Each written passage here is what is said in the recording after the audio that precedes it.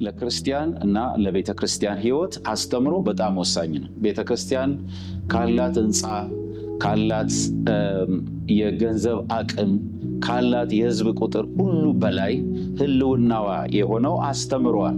ልክ ካልሆነ ትምህርት ልክ የሆነ ልምምድ ሊወጣ አይችልም። ስለዚህ አስተምሮ ህይወትን ይቀርጻል። ጤናማ ትምህርት እንዳለ ሁሉ ወደ ጥፋት የሚመራ የጥፋት ትምህርትም አለ። እግዚአብሔርን እንድንመስል በእግዚአብሔር እንድንቀረጽ የሚያደርገን ትምህርት እንዳለ ሁሉ በሌላው በክፉ ደግሞ ሊቀርጽ የሚችል የክፉም ትምህርት አለ።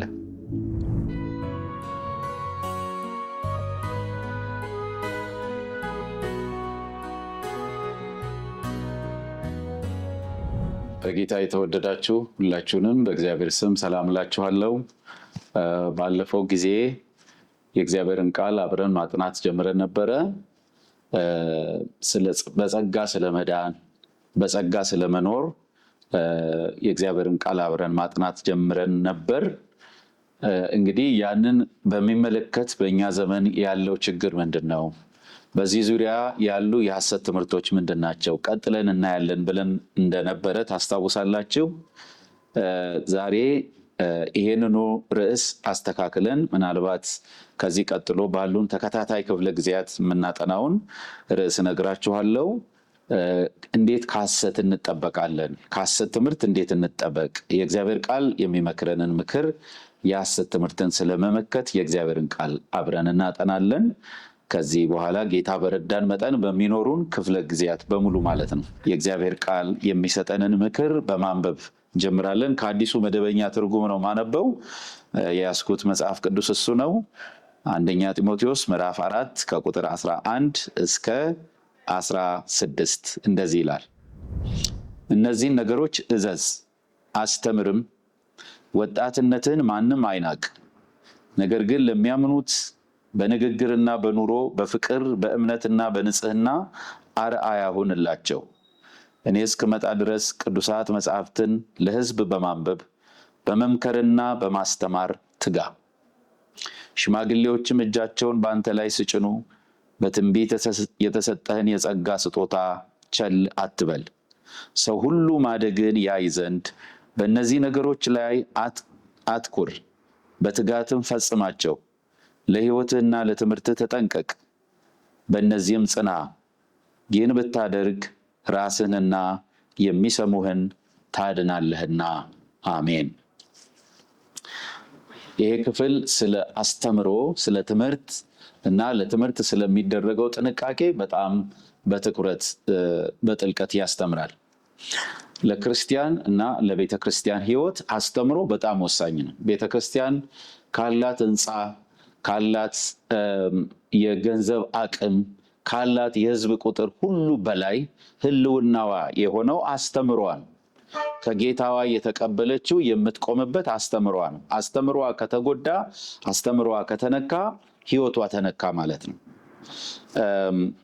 በቤተ ክርስቲያን ታሪክም አባቶች የተጋደሉት ይሄንን እውነተኛ አስተምሮ በሐሰት አስተምሮ እንዳይበከል በመጠበቅ ላይ ትልቅ ተጋድሎ አድርገዋል በዘመናቸው ማለት ነው።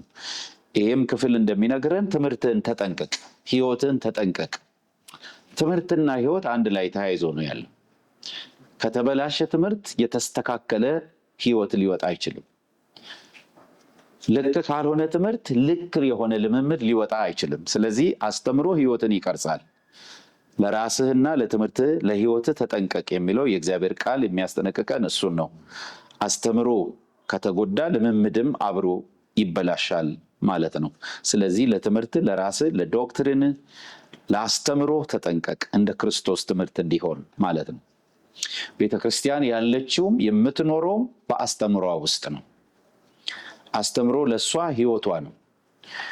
እንግዲህ የእግዚአብሔር ቃል እንደሚነግረን ወደ ህይወት የሚመራ ጤናማ ትምህርት እንዳለ ሁሉ ወደ ጥፋት የሚመራ የጥፋት ትምህርትም አለ።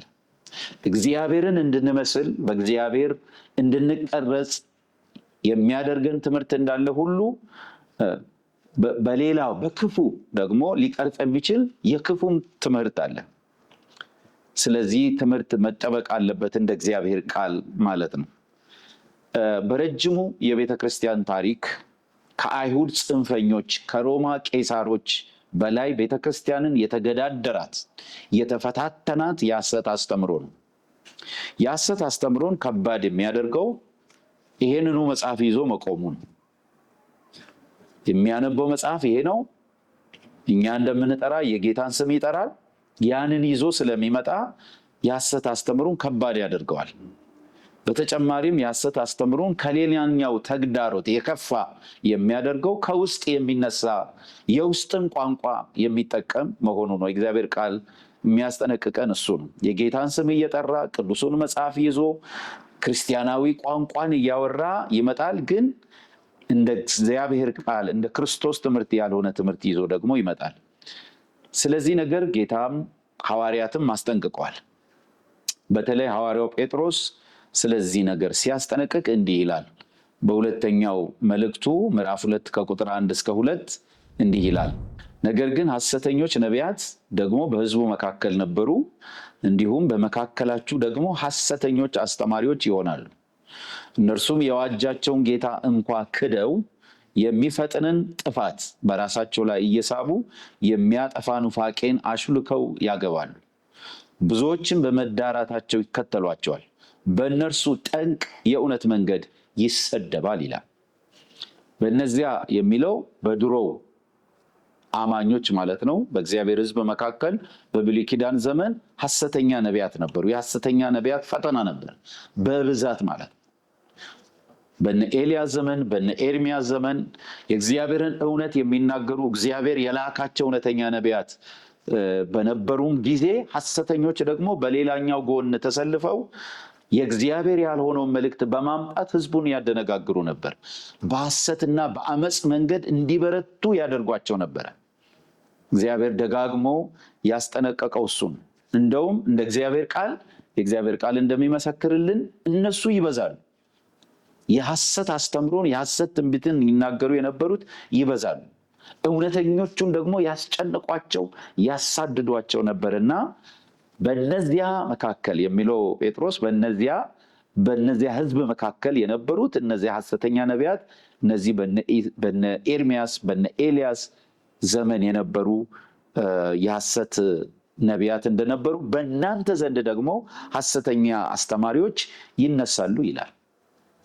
እነዚህ ይህንን ኑፋቄ ይህንን የተበላሸ አስተምሮ ይህንን የክህደት አስተምሮ እውነትን ለመምሰል የሚጥረው ግን ያልሆነውን እሱን አሾልከው ሰርጎ ገቦች ናቸው ማለት ነው። አሾልከው ያስገባሉ እና የእውነት መንገድ በእነሱ ምክንያት ይሰደባል ይላል። ብዙዎችም ይሄ በልቅ ሕይወታቸው በመዳራታቸው ደግሞ ብዙ ተከታይ ያገኛሉ ይላል።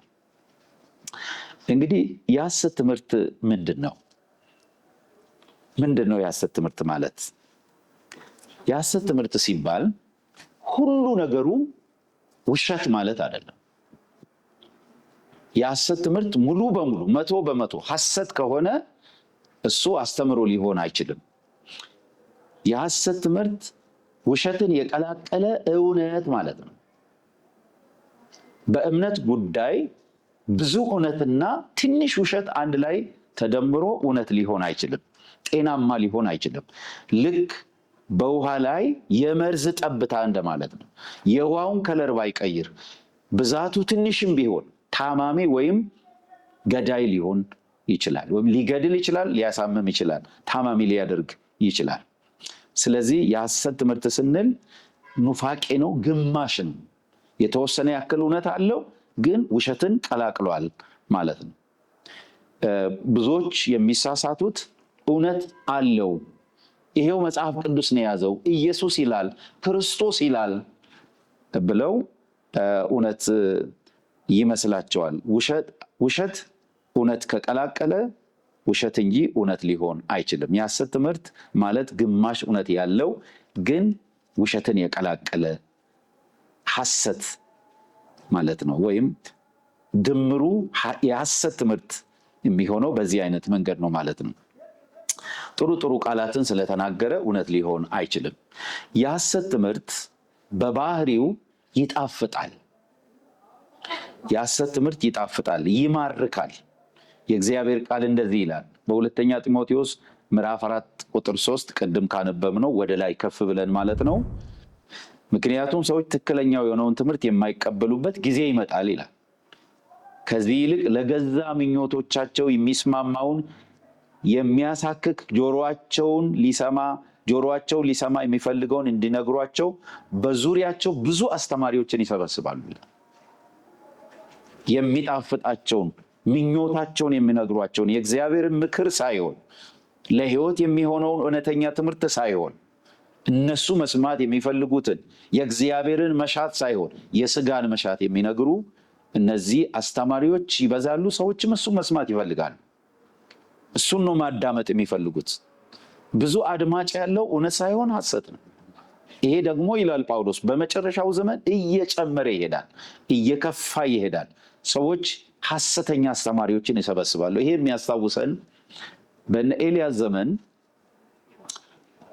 እነ የአሃብ ሚስት ኤልዛቤል የተባለችዋ ከባዕድ ሀገር ከእስራኤል ውጭ ከሆነች ያገባት የእግዚአብሔርን ነቢያት እያሳደደች እያስገደለች፣ የእሷ ነቢያት ብዙ ነበሩ። እነ ኤልያስ በረሃ ለበረሃ ሲንከራተቱ ብቻቸውን ከእሷ ማዕድ የሚመገቡ ወደ 850 የሚሆኑ በክፍል የበዓል 400 የአሼራ 450 የሚሆኑ ነቢያት ነበሩ። በጣም የሚደመጡት እነሱ ነበሩ። አክዓብ ወደ ጦርነት ሊሄድ ሲነሳ ያደምጥ የነበረው እነሱ ነበረ። ሚክያስ የእግዚአብሔርን እውነት ሲነግረው ተቃውሞት አሳሰረው፣ ምድር ቤት አሳሰረው። የመከራ እንጀራ የመከራ ውሃ ስጡት አለ፣ ተመልሼ እስክመጣ አለ። ሆኖም ግን እሱም ተመልሶ አልመጣም። የሰማውም ውሸት ፍጻሜው እሱን እስከ መጨረሻው የሚያሰናብተው ሆነ።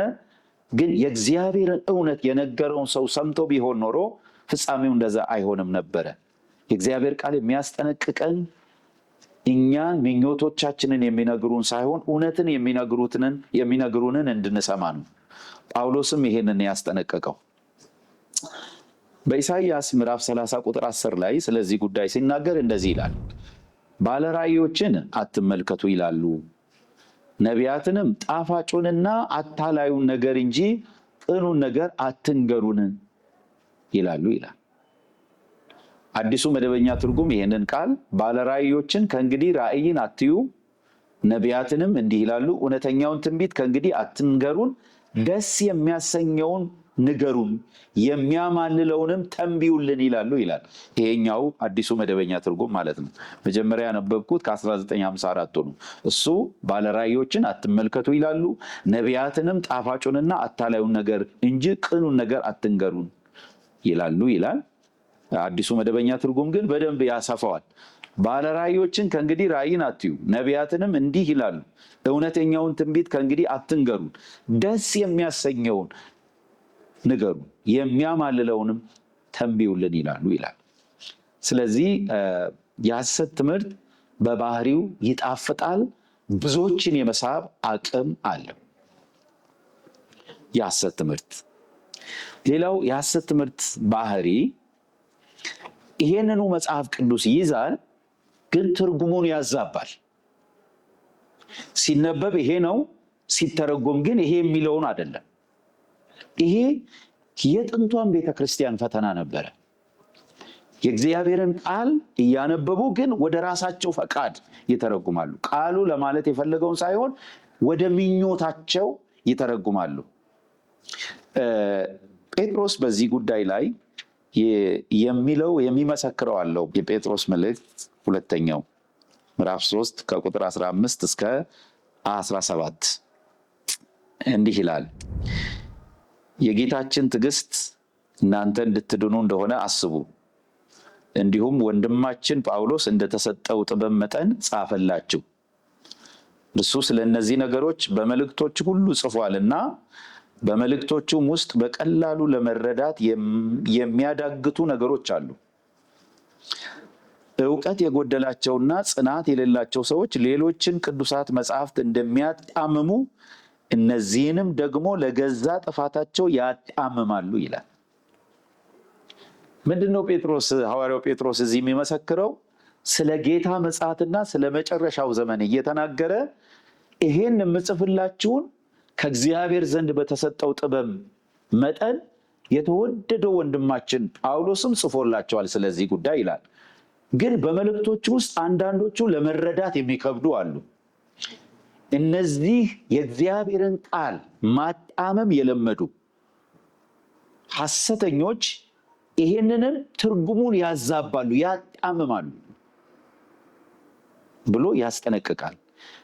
መጽሐፍ ቅዱስ ስለያዘ ብቻ አይደለም እያነበበ ግን ራሱ ወደሚፈልገው እያጣም። መጽሐፍ ቅዱስን ስንተረጉም ስርዓት አለ። ቃሉ ምንድን ነው ማለት የፈለገው የሚባለውን ሳናስተውል እኛ ወደ ፈለግነው እንድንቀይር እግዚአብሔር አልፈቀደልንም። ምክንያቱም የእግዚአብሔር ቃል የመንፈስ እንጂ የመንፈስ ቅዱስ እንጂ እኛ የሰዎች ድርሰት ስላልሆነ ማለት ነው።